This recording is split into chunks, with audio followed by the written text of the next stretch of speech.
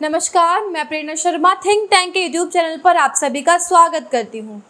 वो कहावत तो आप सभी ने सुनी होगी, अब आया ऊंट पहाड़ के नीचे। इस तरीके से फंस गए हैं केजरीवाल जी, इतनी बुरी तरीके से फंस गए हैं कि अब बचाए नहीं बचेंगे। खबर ही ऐसी है कि बात किए बिना रुकना मुश्किल है।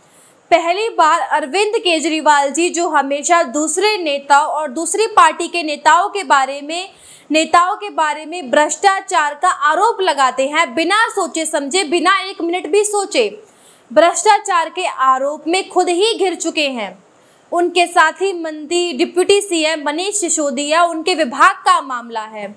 एक्साइज पॉलिसी जो 2021 की केजरीवाल सरकार की है, उसमें घोटाले के आरोप लगने के बाद, जो कि लग चुके हैं, लेफ्टिनेंट गवर्नर जो कि दिल्ली के हैं वीके सक्सेना ने उसकी जांच सीबीआई को सौंप दी है। तब से बौखलाहट है केजरीवाल की पार्टी में। वो टीवी पर आए क्योंकि वो उनकी आदत ही है, बोले ये सब झूठ है, ढकोसला है। मनीष को मैं 22-30 साल से जानता हूँ, मनीष के बारे में ऐसा कुछ हो ही नहीं सकता है और उनके बारे में षड्यंत्र रचा जा रहा है। कोई हमें जेल नहीं भेज सकता है, आम आदमी पार्टी को कोई जेल नहीं रोक सकती, कोई नहीं रोक सकता। मैंने 3-4 महीने पहले ही कहा था कि मनीष सिसोदिया को जेल पहुंचाने की तैयारी है। पूरा मुद्दा बड़ी चालाकी से मामला डाइवर्ट कर रहे हैं। अब ये उनके डिपार्टमेंट का मामला है, क्योंकि एक्साइज डिपार्टमेंट जो है मनीष सिसोदिया के पास है। लेकिन मुख्यमंत्री की जो जवाबदेही है और जो उनकी जिम्मेदारी है, वो आप देखिए किस तरीके से, क्योंकि फैसले जो हैं वो कैबिनेट से हुए हैं। कैबिनेट ने जो फैसला किया उससे अलग फैसले कैसे हो गए हैं। अब आप हालत देखिए कि संवेदनहीनता की पराकाष्ठा देखिए। जब कोरोना के डेल्टा वायरस से दिल्ली, प्रदेश और पूरी दुनिया जूझ रही थी, लोग मर रहे थे, बेड्स की कमी थी, ऑक्सीजन की कमी थी, दवाइयां नहीं थी, उस समय केजरीवाल पूरी दुनिया पर आरोप लगा रहे थे इसके लिए ये जिम्मेदार, वो जिम्मेदार। उनके अलावा पूरी दुनिया जिम्मेदार थी। उस समय मजदूर पलायन कर रहे थे, लोगों का रोजगार जा रहा था, दिहाड़ी मजदूर पलायन कर रहे थे। इन सभी का इंतजाम करने की बजाय अरविंद केजरीवाल और उनकी सरकार शराब ठेकेदारों की चिंता थी। उनको चिंता थी कि ये पेंडेमिक चल रहा है, लॉकडाउन लगा है, ऐसे में बेचारे जो गरीब शराब के ठेकेदार हैं उनकी रोजी रोटी कैसे चलेगी, उसे इस बात की चिंता थी। तो उनके लाइसेंस जो है उनके ऊपर 144 करोड़ की छूट दे दी। पब्लिक का पैसा जो है, ये पैसा सरकार का था, लोगों के टैक्स का पैसा था, वो शराब व्यापारी को दे दिया। उनके लाइसेंस के जो नियम थे, जो शर्तें थी, उनका उल्लंघन करते हुए, उन शर्तों के मुताबिक ऐसे ठेकों को ऐसी कोई छूट देने का कोई भी ऐसा नियम नहीं है। तो जब देश में महामारी चल रही थी, सड़कों पर लोग मर रहे थे, गिर रहे थे, तब ऑक्सीजन में उन्होंने गड़बड़ की, वो भी सामने आया। झूठ मूठ का हल्ला मचाया, वो भी सामने आया। वैक्सीन को लेकर जो गलत प्रचार किया, वो सामने आया। लेकिन इतना बड़ा काम कर सकते हैं, इतनी संवेदनहीनता दिखा सकते हैं, इसकी कल्पना करना थोड़ा सा मुश्किल है। शराब व्यापारियों को फायदा क्यों पहुंचाया जा रहा था? क्योंकि इस मामले में शिकायत मिलने पर, और इस नीति का विरोध कौन कर रहा था? इस नीति का विरोध कर रहे थे जो शैक्षणिक संस्थान है, स्कूल और कॉलेज के बच्चों के जो पेरेंट्स हैं, उसके अलावा जो धार्मिक संगठन है, वो इसका विरोध कर रहे थे।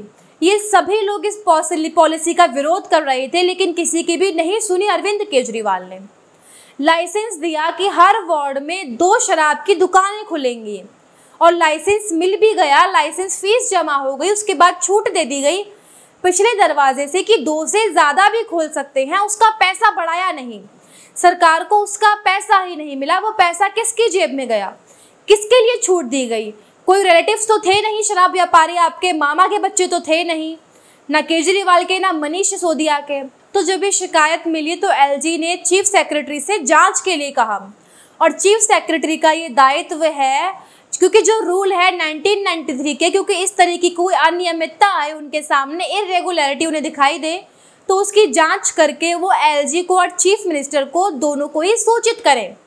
तो दिल्ली के चीफ सेक्रेटरी ने 8 जुलाई, इसी महीने जो चल रहा है 2022, 8 जुलाई, उसमें अपनी रिपोर्ट लेफ्टिनेंट गवर्नर और मुख्यमंत्री अरविंद केजरीवाल को भेज दी।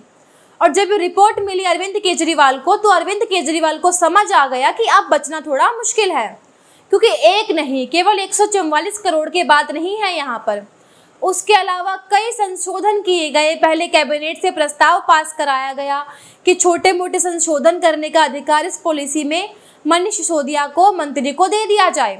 जब इसका विरोध किया गया एलजी ने, तत्कालीन एलजी ने, तब कैबिनेट ने इस फैसले को बदल दिया। लेकिन काम वही होते रहे। हवाई अड्डे एरिया का जिसका ठेका मिला, उसको एयरपोर्ट अथॉरिटी से एनओसी नहीं मिली।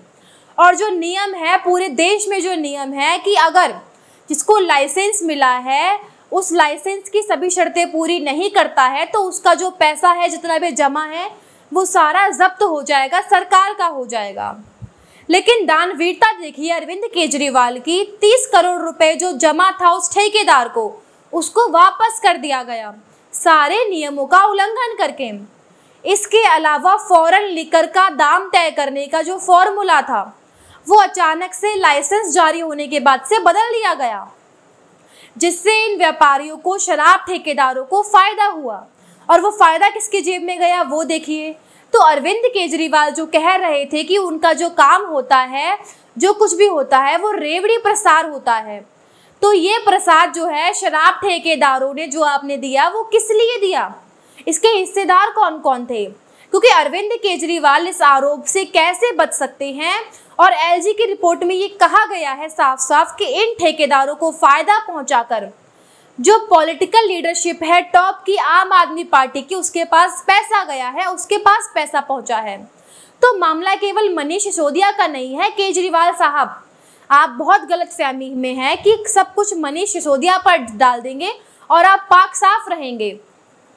अब इस जांच की जो लपटें हैं वो अरविंद केजरीवाल तक जरूर पहुंचेगी, क्योंकि भ्रष्टाचार दिल्ली से खत्म करने का डंका पीटने वाले अरविंद केजरीवाल भ्रष्टाचार के आरोप में चारों तरफ से घिर चुके हैं। और एक ऐसा आरोप है जो लिखित है, पूरा कागजी तौर पे है, क्योंकि वो आईआईटी इंजीनियर है, इनकम टैक्स डिपार्टमेंट में, उनको पता है कि उन्होंने क्या किया है।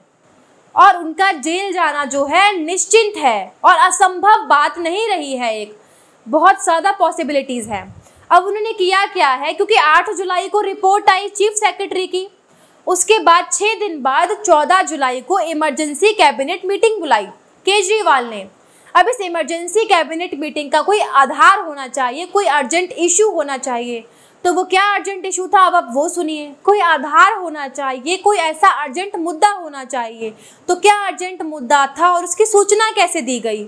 उसकी सूचना 2 बजे दोपहर बैठक होनी थी, 9:32 पर सुबह चीफ सेक्रेटरी को सूचना दी गई और एलजी लेफ्टिनेंट गवर्नर को मीटिंग होने के बाद शाम को सूचना दी गई है। जबकि नियम ये है कि एलजी को 24 घंटे पहले ही ये बताया जाना चाहिए, सूचना देनी चाहिए कि एजेंडा क्या है और किस मुद्दे पर ये बैठक बुलाई गई है, मीटिंग हो रही है। एलजी की मंजूरी के बाद वो बैठक की जाती है। यहाँ मंजूरी तो छोड़िए, सूचना तक नहीं दी गई। और जो चीफ सेक्रेटरी को भेजा गया कैबिनेट की बैठक, उसमें एजेंडे का तो कोई जिक्र ही नहीं था। तो एजेंडा क्या था? एजेंडा ये था, पिछले दिनों ये पॉलिसी आने के बाद से जो उन्होंने पाप किए हैं उन सभी को धो दिया जाए, यानी कि कैबिनेट का एक फैसला हो और उन सभी बदलावों को एंडोर्स कर दिया जाए। एलजी को समझ में अब आ गया कि ये सब लीपा पोती की कोशिश हो रही है, गंगा में से पाप धो लेते हैं, इस तरीके की कोशिश हो रही है। उन्होंने सीधा सीबीआई को जांच का आदेश दे दिया है। अब यहाँ आप देखिए कि कितने कितने घोटाले हुए हैं। जिनको ठेका मिला उनका लाइसेंस की अवधि खत्म हो रही थी, तो 2 बार 1-1 महीने उसको इंक्रीज किया गया। तो इस पूरे एक्साइज पॉलिसी में ये दिल्ली का जो है, हमें लगता है कि दिल्ली के इतिहास का, दिल्ली की हिस्ट्री का ये सबसे बड़ा घोटाला है। और इसमें सीधे सीधे इन्वॉल्वमेंट है अरविंद केजरीवाल का, जो कि साफ साफ दिखाई दे रहा है और बचना असंभव है। जिस तरीके के तथ्य सामने आ रहे हैं उसमें केवल मनीष सिसोदिया के सर पर ये सब डाल देना चाहते हैं, लेकिन वो बच नहीं सकते हैं। उनको अंदाजा था, जैसे ही चीफ सेक्रेटरी ने पूछताछ शुरू करी, उन्होंने रोना शुरू कर दिया टीवी पर आके कि मनीष सिसोदिया को परेशान कर रहे हैं सत्येंद्र जैन के बाद। अब सिसोदिया की गिरफ्तारी होने वाली है, लेकिन वो सारा परपंच था, ढकोसला था वह अपना बचाव कर रहे थे, क्योंकि उन्होंने सत्येंद्र जैन का कोई बचाव नहीं किया, ना ही सिसोदिया का। वह अपना बचाव कर रहे थे कि गलत हुआ तो सत्येंद्र जैन ने किया, गलत हुआ तो मनीष सिसोदिया ने किया, और कुछ गलत होगा तो कोई और मंत्री करेगा। ये सब परपंच है और ये सब करके वो अपने आप को बचाना चाहते हैं, जो बचना अब असंभव लग रहा है। जिस तरीके की संवेदनहीनता उन्होंने दिखाई है, जिस तरीके के ये घोटाले किए हैं, लूट मचाई गई है, गली गली में शराब की दुकानें खुलवाई गई हैं, और उस समय जो दावा किया जा रहा था वो ये कहा जा रहा था कि ये सरकार का रेवेन्यू बढ़ाने के लिए है, और ये रेवेन्यू इस तरीके से बढ़ाकर ये दावा किया जाता है कि दिल्ली सरकार का सरप्लस बजट है। लेकिन उस सरप्लस में से कितना प्लस आम आदमी पार्टियों के नेताओं की जेब में जा रहा था, कितना हिस्सा मुख्यमंत्री को मिल रहा था कि नहीं मिल रहा था, ये सीबीआई तय करेगी। लेकिन शराब माफिया पैसा दे रहे थे, इसमें कोई दो राय नहीं है, लेकिन वो पैसा कहाँ गया? तो ये जो आप सरकार का नुकसान कर रहे हैं, ये सरकारी पैसे का ये गलत उपयोग कर रहे हैं, अपनी जेबों में भर रहे हैं, यानी कि जनता का नुकसान कर रहे हैं। इसके लिए जिम्मेदार कौन है आप बताइए? क्योंकि आप तो भ्रष्टाचार के खिलाफ बड़ी बड़ी बातें करते हैं, बताते थे कि सारी दुनिया भ्रष्ट है, केवल आप ही ईमानदार हैं। तो आपकी ईमानदारी के किस्से अब सामने आ चुके हैं, और ये यहीं तक नहीं रुकने वाला है।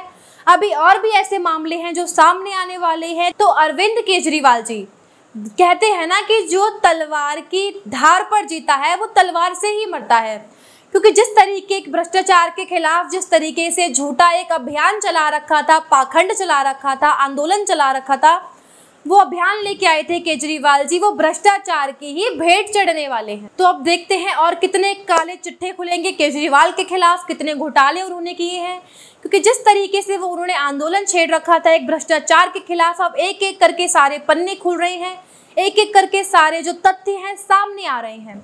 तो देखेंगे आगे क्या होता है क्या नहीं होता है, लेकिन आज के लिए बस इतना ही। तब तक देखते रहिए हमारे साथ थिंक टैंक। नमस्कार।